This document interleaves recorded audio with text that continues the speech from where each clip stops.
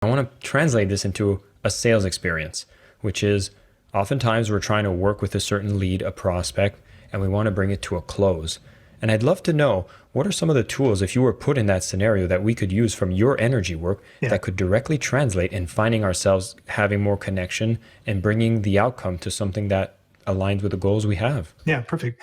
Yeah, so I'm glad you kind of narrowed it down there. So in that situation, what I would do is first I would ground myself. So I would just connect myself energetically to the planet. I do it by just visualizing that I'm connecting my hips or root chakra down into the earth, kind of deeply into the earth. You can do it right now as you're listening. And what this does is it brings me more into my physical body and into the present moment, because you can't take any action from anywhere else, right?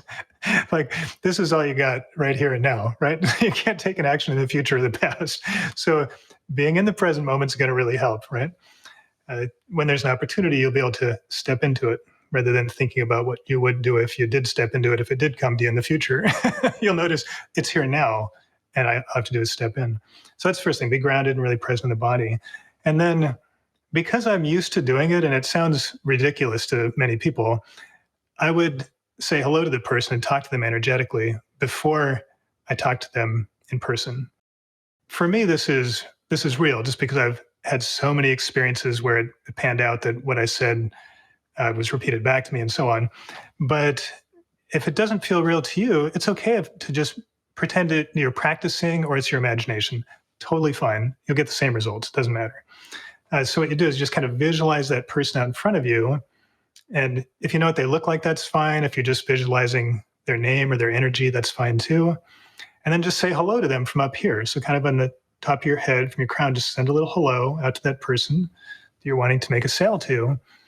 And this will help you connect with their spirit, right? So you're not just trying to get them to buy something. You're trying to help each other and connect and get into synchronicity with each other, or into synergy. And then usually what I do is I would ask the person, what do you need to hear? Right? So, and you'll be surprised if you start asking this, you'll get different answers from different people, even if you think you're not intuitive and can't do this, right? Because everybody does it all the time. You just don't know you're doing it. And then follow through on that. If the person says, I need to hear this thing, and you're like, I don't really say that, just kind of try it out. Try saying that thing this time. Try following the script that they're giving you.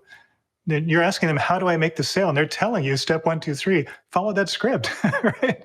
You can have your own stuff too, but at least include the things they wanted. And then pay attention to what happens. Just notice that how they light up when you're talking in those points. And when you're off on your important things, maybe they're sort of like, closing down or disconnecting. And if you're listening like that, it'll be very easy to guide yourself through.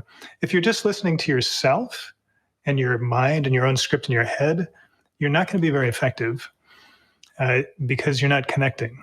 It's the same thing I do when I get on stage. So stage is, I guess you could call that selling too, really.